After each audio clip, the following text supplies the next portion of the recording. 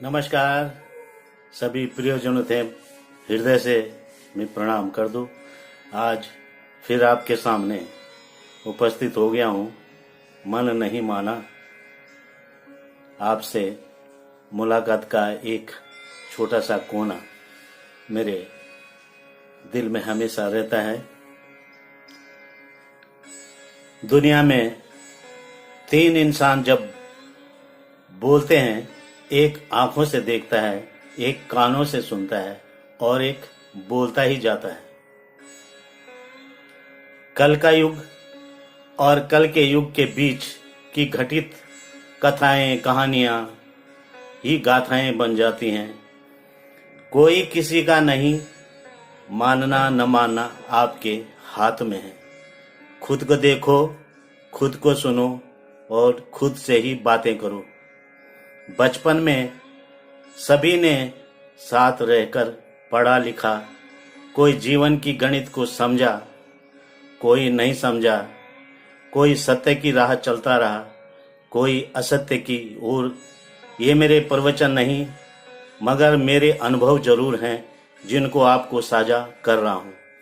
हर एक के जीवन में जन्म और मृत्यु के बीच दो खिलौने बचपन से बुढ़ापे तक आपको खिलाते हैं। एक है आशा और दूसरी है निराशा का खेल।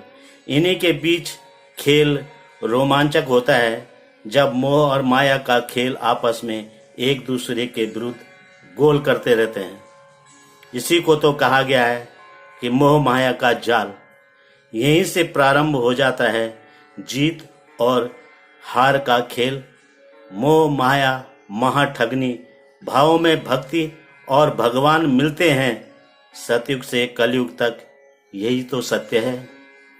इस चराचर जगत में सभी जीव जंतुओं में आत्मा एक समान होती है। प्राणियों में इस मृत्युलोक में मनुष्य जीवन मिलना बड़ा ही दुर्लभ है। तभी तो मनुष्य जीवन के इन दुर्लभ क्षणों को पाने के लिए हमारे देवता भी तरसते हैं। गृहस्थ जीवन एक रथ ही तो है। पति और पत्नी उसके दो चक्र, पुत्र पुत्रियां उसकी तीलियां और देवता गुरु या सज्जन पुरुष उसका सन्मार्ग दर्शन कराता है। वो ऐसा भाग है जहां आंखें बंद कर लो या दौड़ते रहो, कभी ठोकर न लगेगी और ना कभी गिर पाओगे। कभी कुछ कहें, कभी कुछ और करें। कुछ लकड़ी के पत्थरों से बने घरों को घर तब तक नहीं कहा जा सकता जब तक वह गृहिणी से ना सजा धजा हो। गृहिणी के अभाव में राजा महाराजा वाला महल भी भूत का डेरा लगता है। उठ खड़ा होने वाला भाग्य की वृद्धि में और उठ खड़ा होता है। जमीन पर सोते रहने वाले का भाग्य तो सो ही जाता है। चलने वाले का भाग्य गतिशील होने लगता है। सुख भोग भोगने वाले का ऐश्वर्य क्षणिक जहां का तहां धरा का धरा रह जाता है। सोने वाला कलयुग में विचरता है। निद्रा त्यागने वाला द्वापर में, उठ खड़ा होने वाला त्रेता में और निकल पड़ने वाला सतयुग में ही विचरता है। विश्वासघात से बढ़कर कोई पाप नहीं इस जगत सृष्टि में।